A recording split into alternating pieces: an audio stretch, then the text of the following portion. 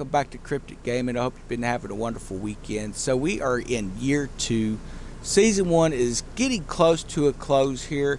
We have, let's see, on our calendar, it would appear as though we have till about the second week of June. So we got about a month and a half left in this season. 43 days, guys, 43 days. Now, with that said, I think it's important that we do a honest review of where we're currently sitting in game, and I would love to see some things change in the game. There's a lot of great aspects that need to be buffed in a little bit better, polished up some.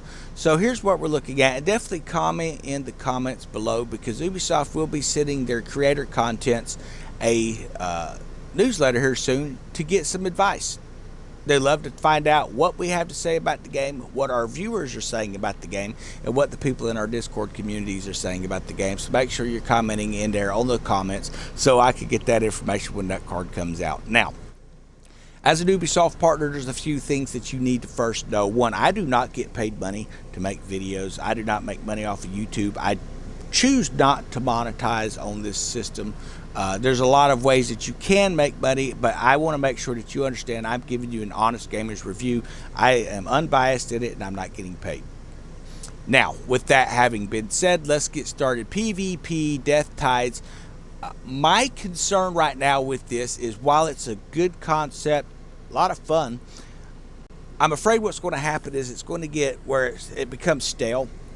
Because right now, the Garuda build, if you use those Le Piquere 3s, and of course your furnitures and stuff like that for the poison, it seems to me it's going to get stale because everyone is using that. Now, going into it, those of us who played year 1, that was the first thing. Oh, the Piquere 3s, we'll hang on to those. We're going with the ascensions. We started sending as soon as year 2 come out and we could ascend weapons. We started sending those for the PvP. That's what we started doing, and that's definitely paid off. But what I would love to see happen in PvP here is a way to set up custom matches. Now, what I mean by that is maybe it's something as simple as tallying the gear score or the overall score of your ship. Maybe instead of level 15 ships and everything getting brought up to that, maybe we have more of a base ship where we can have an event where it's going to have basic armor, it's going to have basic furniture, it's going to have basic weapons, and you have true pirate battles slugging it out on the seas. That's what I think most of us have been waiting for in this game. Now, we all love the new weapons when they first come out. I don't think I've heard many. There are a few guys, old school type gamers, that don't like them, but most folks want to have an option to be able to come in and just have a good old-fashioned pirate battle. And I would love to see that be something that they add in. Now, another thing I would love to see in their PvP. Sorry about that. I had to get me some coffee there. Another thing I want to see in the PvP is the ability to actually have a full crew. If you have 6 versus 6, we should have a way to bring all of our friends into one group so we can play against, another group.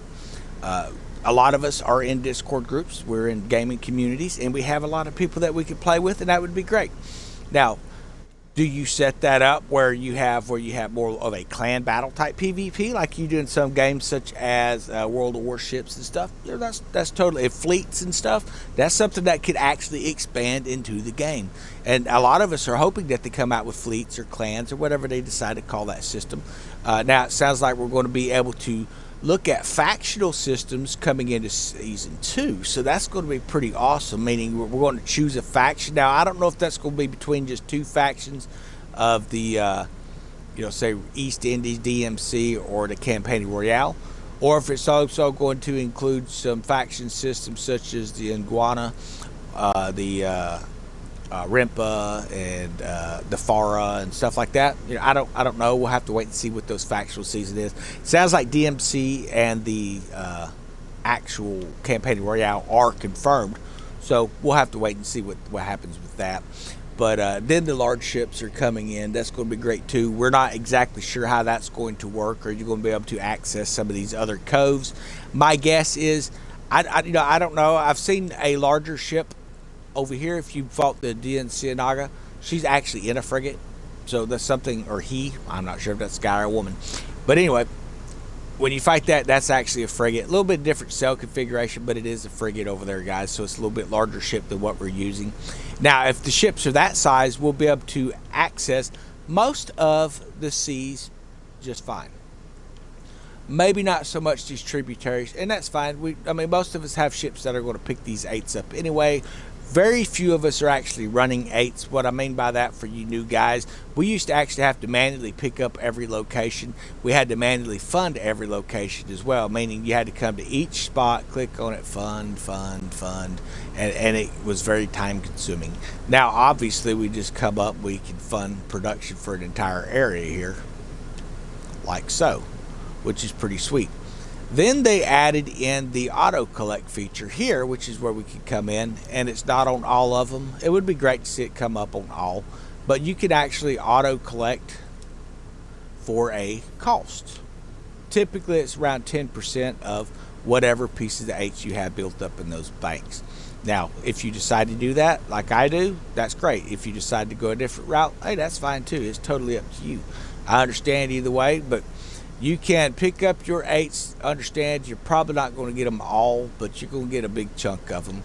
You can now also do, say, your upgrade parts. Now, I do recommend running upgrade parts. Put a video out. We're not going to cover all that again, but I do think that you can run upgrade parts. But that brings me to boosting, something else that I want to see happen in the game. And like I said, just comprehensive review.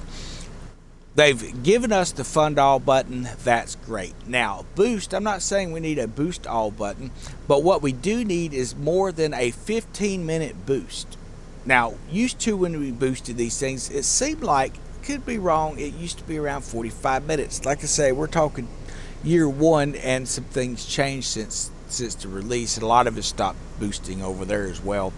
But we should be able to actually boost, and it matter. If you boost these locations, if you watch me on Twitch, guys, I go through and I show you my farming routes and stuff like that. I'm not going to put that in every single video here on YouTube, but I typically boost this Northern Territory here on occasion, but I've kind of stopped boosting anymore when it comes to the 8s. The reason for that is not because it's expensive. I've got sugarcane stuff coming out the ears the way I play this game, but I don't feel like coming over here and boosting every 15 minutes. By the time you complete a circle here, within 5 minutes, you got to start all back over. So you can sit here and you can spend all day just boosting these locations. You're not going to be able to boost them all. There's just not enough time in the game. And these are auto collect, so they're going to benefit you a little bit more. Now, you can boost this area here at 5s. You're going to need, looks like it was Imperial Jade and Poppy. 180 Poppy and then 6 Imperial Jade.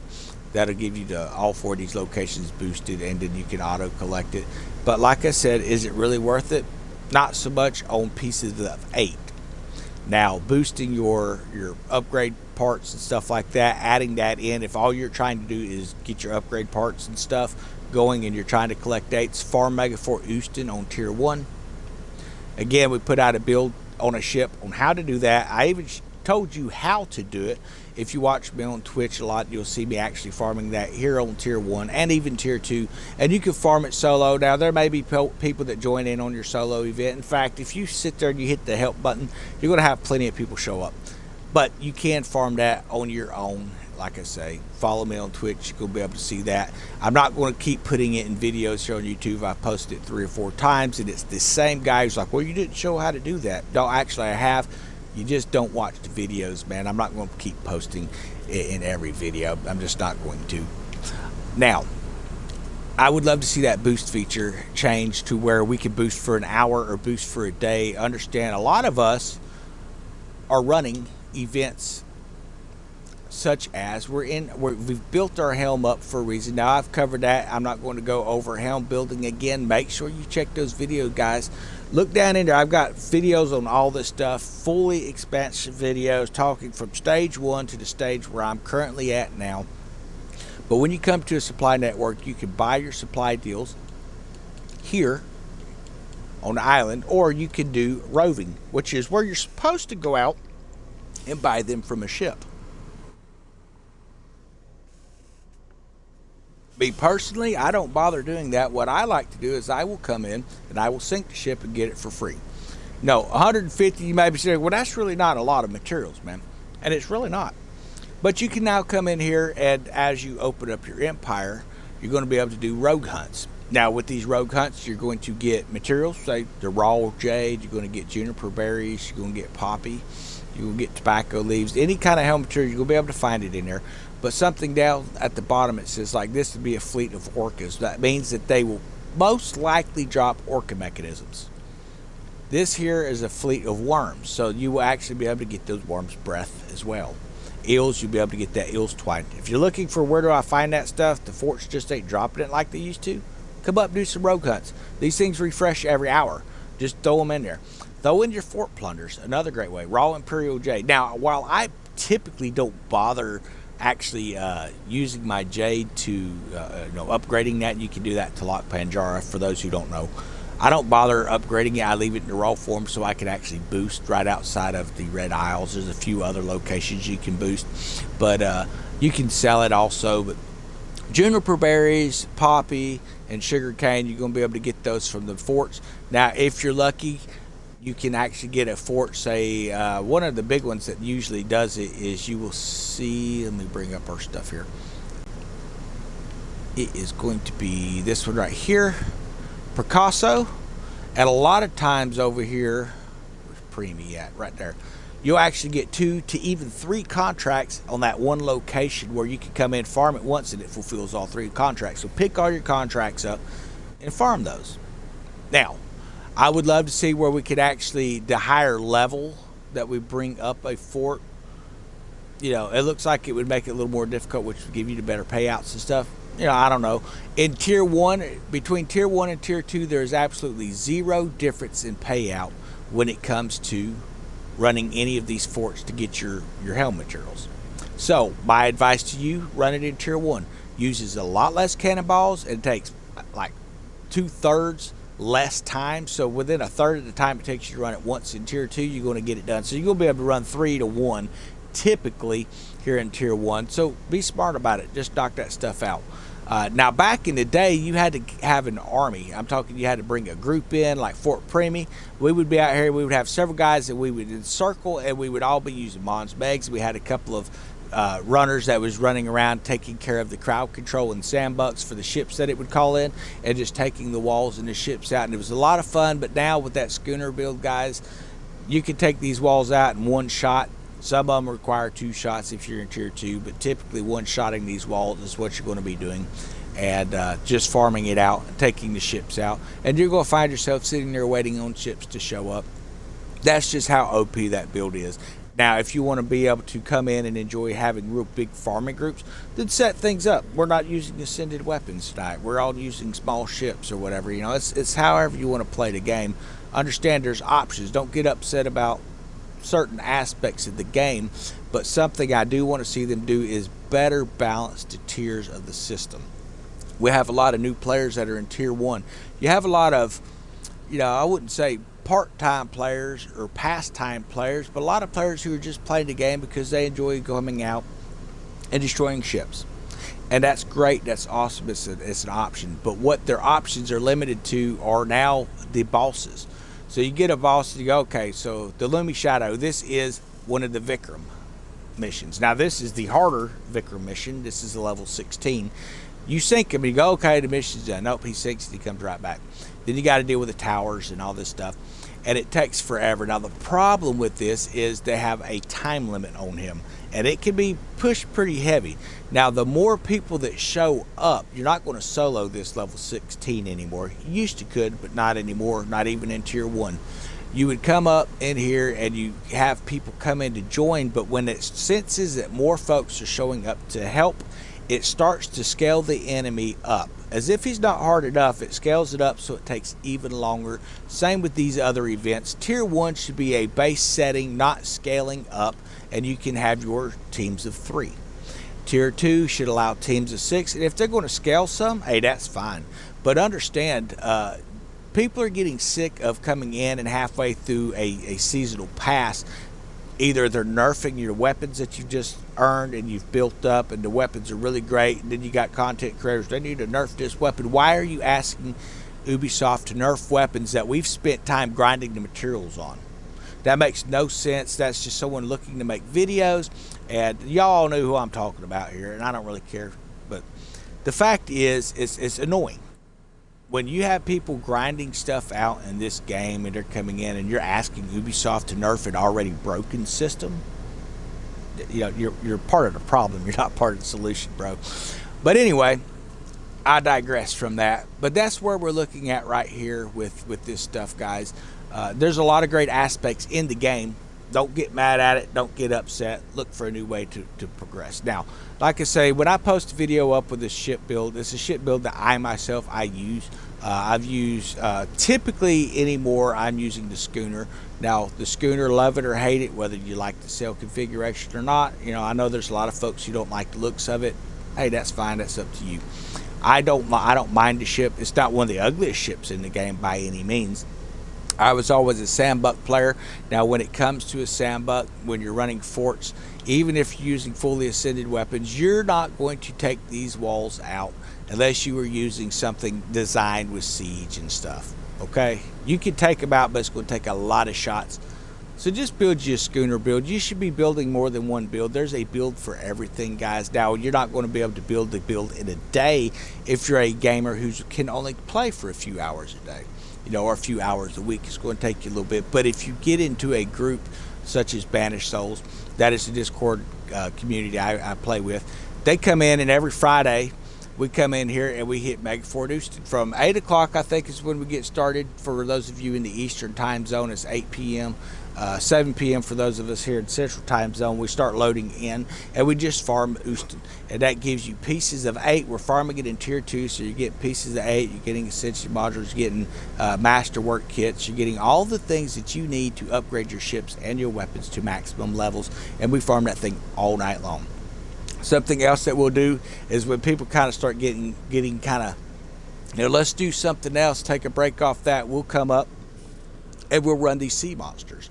You know, whether it's, you know, Reaver's Vengeance. I think the sharks were down here just last week. You're starting to see a lot of more of these sea monsters actually rotate around in here, so that's great. We're starting to see more of that stuff coming up.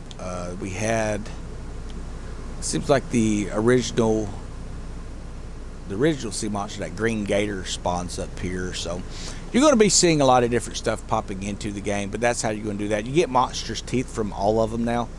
You may not always get these scales and stuff, but this here is going to give you the Putrefied Zamaharabu scale. Now, you may be wondering what's the difference between that and the typical scale. Well, this is, if you look at it like the refining over in St. Anne, so you have like Orca mechanisms, and you have the upgraded version of it as well. This is basically an upgraded version of the Zamaharabu scale, so you want some of those, but you also want some of the original Zamaharabu scales, so make sure that you farm them all. And we'll come in and we just farm events. And for those who are looking to do forts, man, add me on your friends list, even if you're not in Discord. Typically, if you see me on and it says a 1 next to my name, it's because I'm running forts, and I'm just in here. I'm having fun. I'm just casually playing. And what I'm doing is I'm farming these forts out to get those Helm materials, because that Helm material is what's going to give you, if you look at my silver over there, it's over 140 million. That's how you get that, upgrading those to Gold Skull products to the highest tier, selling that stuff for silver to Scarlock and Rima, and that's how you're going to get that, or setting it back. So if you look at our warehouse here, we actually have quite a bit of that stuff we're starting to build up. It is essentially a bank of materials, so you always have silver things that you can build out and sell for silver, and that's true of a lot of different types of materials. So with the honorless event, we're getting a lot of these mushrooms here. Let's see if we can find them. Yeah, so I got like 836 of them already. Now I've had more than that, been selling them, but that's where we built back up running the honorless. Now, why am I running honorless? Well, because you get occasionally you get something decent. I'm always grabbing the shipwrecks and stuff. You're getting out of the game what you put into it, so there's a lot of great aspects.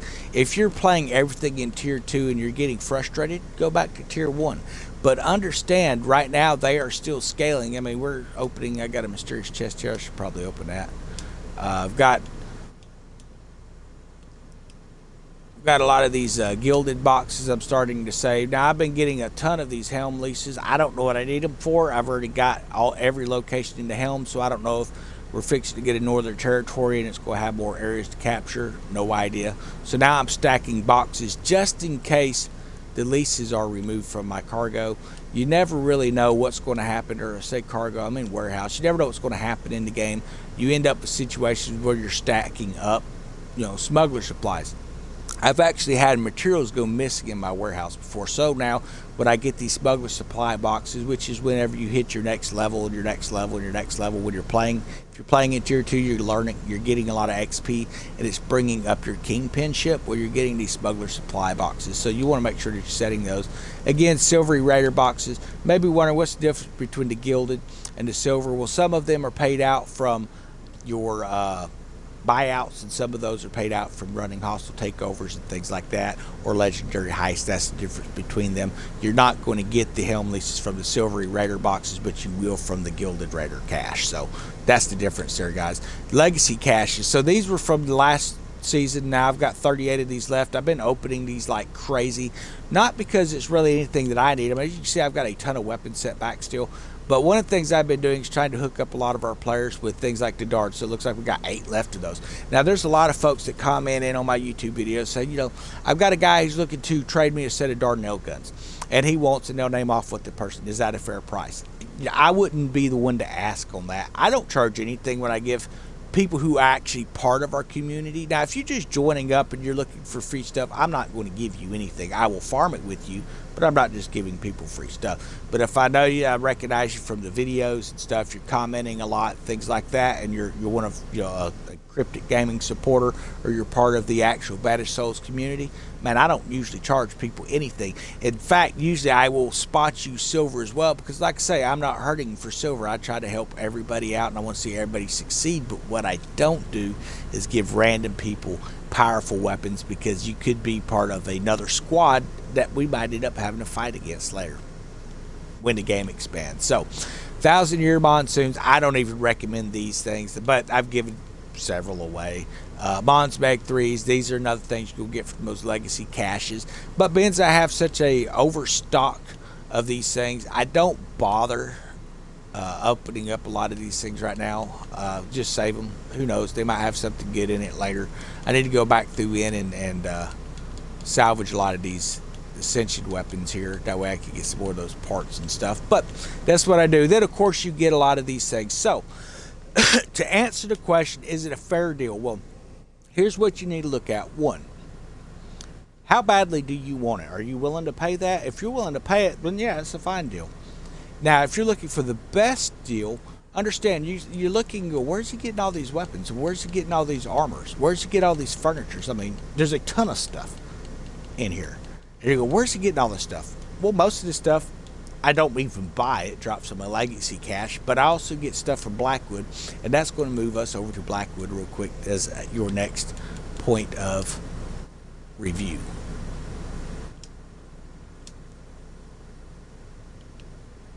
We're going to have to pop out of this Helm area here. But I hope this review is helping you out, guys. I hope it gives you some ideas of how to play. It's not about complaining. It's not about, it's about being constructive with criticism, and I would love to see more constructive comments in the comment section. Now, a lot of you do great comments. A lot of you have a lot of great questions. There are a few that, pop in. Y'all don't see those comments. I usually block that kind of stuff, so it's not, I don't let people harass viewers at all. I just don't tolerate it. Okay, so when you come to Blackwood and you go to the buy sell, check him every week, multiple times a week, and here's why. You're going to be able to use these cup for bars that, hey, by the way, Houston drops cup for bars for those who didn't know.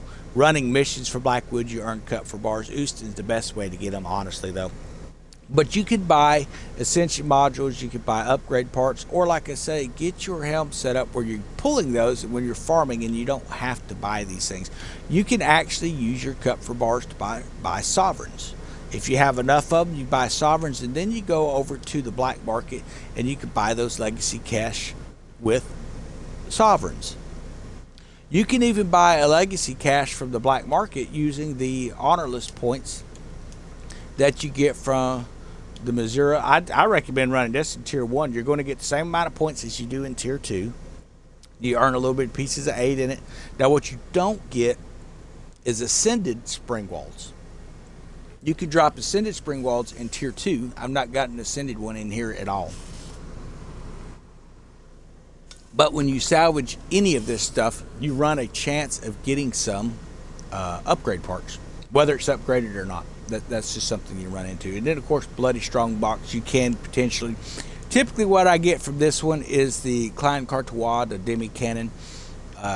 Over here, you typically drop the Divine Wind. Over in tier 2, actually, I've gotten a couple of double ascended tier Divine Winds from there.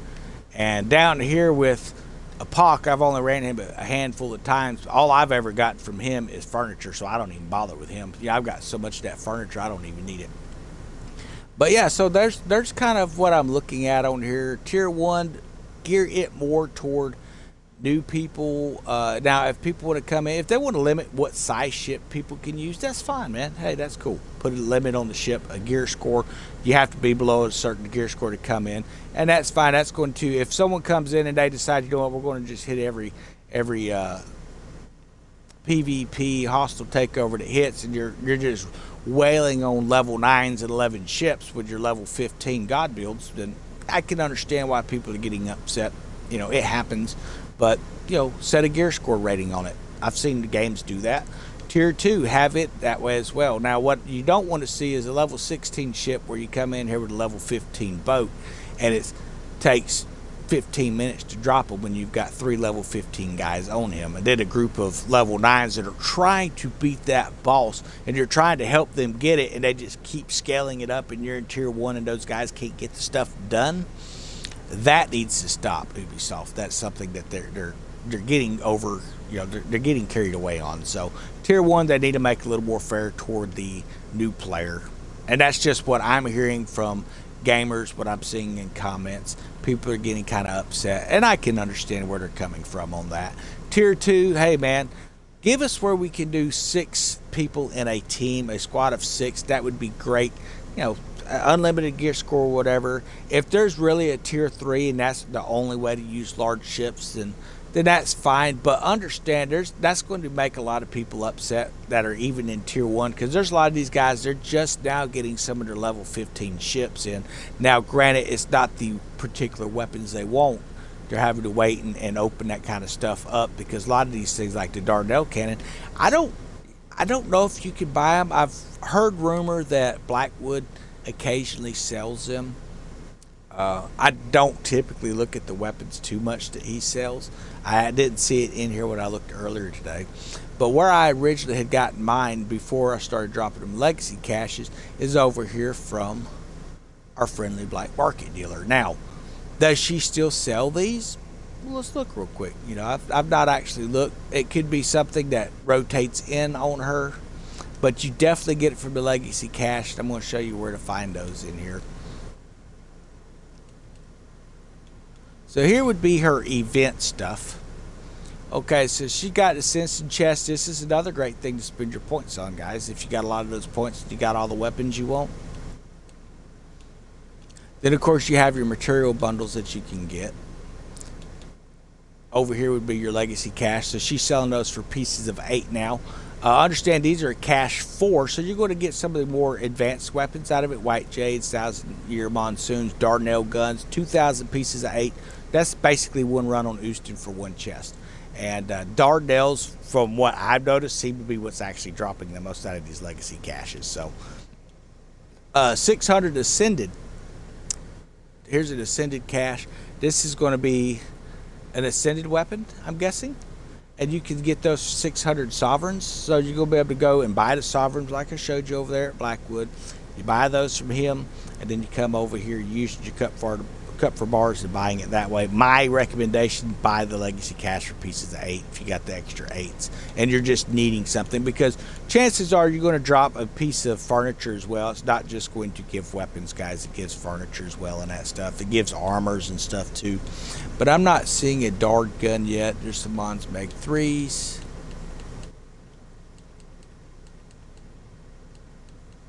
Check back down here. This is mostly going to be your cosmetics and blueprints for things. This is where you're going to find blueprints for like the sandbuck and certain types of armor. Yeah, so no Dardanelle for sale. Now that doesn't mean that it won't come out later. It could. You know, I don't have any input on when they release stuff. What I can tell you is when you tracking stuff in the codex and it says it's purchasable by Unita or you need to get it from Blackwood, that means you need to keep an eye on it. And anytime there's an update in the game, I'm talking whether it's a planned update or not, check it, because a lot of times they'll run like a midweek update, and all of a sudden you'll have Blackwood, instead of being able to buy 2 Ascension modules, you can buy 4 right in the middle of the week. So it happens that way sometimes. Let's see what he's charging right now. He's selling 2 max, but just last weekend it was 4. So like I say, it's going to depend on what you're seeing. His ships changed. He's got the Garuda this time. He will sell certain types of armor. You'll even see different types of weapons come up for sale in his list sometimes. Not always, but typically you'll see something different pop up. So you want to try to keep an eye on that. So like where I think the Agnes Fury is one of his weapons right now. I've never been real happy with using a lot of the burning bow weapons. You know, I just never cared for them. But that's a good one, Tooling Guidance. If you don't have it, I do recommend that one. The Dahaka torpedoes, they're okay. There's a lot of folks running those over in PvP, and they work out pretty good. But understand, if they're in the Garuda, they're sitting on the far edge of the map, they're sitting in their zone, and they're sniping you on the way in using poison, and chances are you're not going to get close enough. So now what you end up with is one group on one side, another group on the other side, and everybody's shooting at 1,000 meters, shooting poison at each other, hitting each other's cells, and then taking in, and you know, it'll run into a tie, which runs into sudden death overtime, and it ends up taking a very long time to run through a PvP match, and it's just kind of stagnated to PvP in my opinion. Now you may be saying, well, just use something different. Well, understand, you may use something different, but everybody's using those builds, and that's fine if that's what they want to use. And it's fine if Ubisoft wants to continue to allow it to happen. What they need to do, though, like I said earlier in the video, is make sure that they come in here and create a custom match for us where we can bring in 6 people instead of 3, where we can set up the gear score. Again, what I'm talking about on gear score here is if you're looking at your actual ship, it tells you what level your ship is, but your actual gear score is located on your armors. So there's gear score of 297, but then you have some of your other armor just be like the La Fortress 3, so that's a 243. So maybe you limit it where you're no longer able to use things such as the Celestial Dance. Maybe you're not able to use the Black Prince with a 297. Maybe you're only able to use something with a 240. I think there was a... Yeah, those are layers. I need to get those, break those down. I don't even know where those come from. But yeah, so you need to, you know, maybe that's something where they can only be a top score of an armor 100. So you have to actually build a specific type of armor that with that 100. You can send those later. That would be cool. Change a few of the effects, what it helps mitigate and stuff. Love to see that. It would add to the game. Those are some aspects that I hope Ubisoft will put into it. Then, of course, when you're looking at your weapons and things like that, so a typical Dardanelle gun's a 91. You know, we're using 122 right now. So a typical Bombard 5 isn't 101, but we got it up to 101 on a typical Bombard 5. Now, while this is actually, if you look here, this is a 114 gear score, this is lower gear score, but we're putting out more damage. Now, we have actually sacrificed a little bit. So here's our Dard. You're getting more damage. Now, you're sacrificing a little bit of reload time using a Bombard 5, but it's worth it for the damage. And you can actually take and change your effects. So on this one here, I ended up putting a couple of shocks. I put a siege perk on there, and then we have that second storm. Now, for those who are sitting there scratching your head, why'd you do that? Well, that's for this ship that I'm using here with the schooner. And you run into tier 2 where you have that little sharpshooter that pops in, and they have the armor where it heals with explosives. Now, you do have an explosive 1 perk on here, but understand your shock damage is doing more, and you're able to take those guys out with the Bombard 5. To answer the question of the guy who come in and says, oh, well, why are you dealing with those guys? Well, that's how you're dealing with them. If you'd watched the video, you'd have seen it. You get people that like to run that mouth off before they, or their fingers off before they actually finish watching the video, or they'll click on a video and just ask a question, not actually watch the video. I don't even bother with answering those questions anymore, guys. I just, you know, if if you're not going to watch the video, don't bother asking the question, man. I don't think it's too much to ask. If I take time out of my gaming time to make a video, at least watch it. Don't just jump in and ask the question. So, anyway, that's what we're looking at right now. So, a tier, we got this ascended once, and we got 90 damage on it. Well, that's pretty nice.